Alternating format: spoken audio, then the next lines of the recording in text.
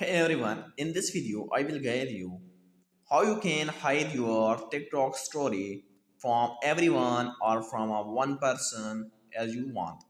For that, just open your TikTok app on your mobile phone and go to your profile. Now in your profile, just click on your profile picture at the top. You can see you will get your story.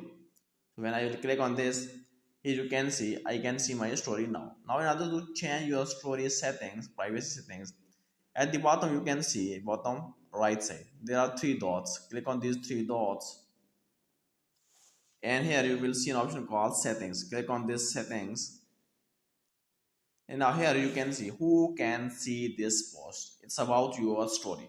So if you want to hide it from anyone or hide it from all friends or public, you can click on this only you. When you click on only you, your story will be hidden from everyone. But you want to share it with your only friends but hide from public, you will click on this friends.